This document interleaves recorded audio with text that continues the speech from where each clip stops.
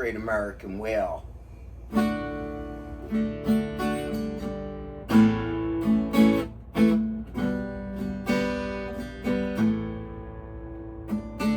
say he didn't have an enemy. His was a greatness to behold. He was the last surviving progeny, the last one on this side of the world. Measured a half-mile from tip to tail, silver and black, powerful figs. They say, well, he could split a mountain in two. And that's how we got the Grand Canyon. Last great American whale. Last great American whale. Last great American whale. Last great American whale. Some say they saw him at the Great Lakes. Some say they saw him off of Florida. My mother said she saw him in Chinatown. Can't always trust your mother.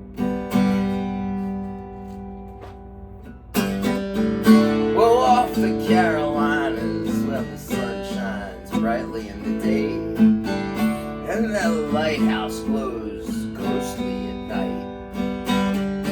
The chief of a local tribe had killed a racist mayor's son. He'd been on death row since 1958. The mayor's kid, he was a rowdy pig. He'd spit on Indians and lots worse. The old chief buried a hatchet in his head. Life compared to death to him seemed far worse. The tribal brothers gathered in a lighthouse to sing, and tried to conjure up a storm of rain. The harbor parted, the great whale sprang full up. He caused a huge tidal wave. That wave, it crushed the jail and freed the chief. And then the tribe let out a mighty roar. All the whites were drowned and the browns and reds were set free. But sadly, one thing more. Some local yokel member of the NRA, keeping a bazooka in his living room, thinking he had the chief in his sights, he blew that whale's brains out with a lead harpoon.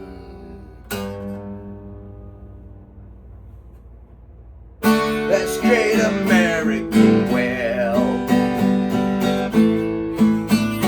That's great American whale. That's great American whale. That's great American whale.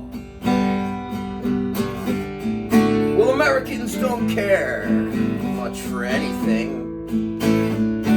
Land and water the least.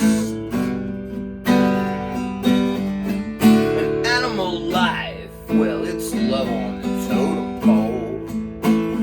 And human life's not worth more than infected yeast. Americans don't care too much for beauty. They'll shit in a river and dump battery acid in the stream. They'll watch dead rats wash up on their beaches and then complain that they can't swim. They say things are done for the majority. of what you see and none of what you hear.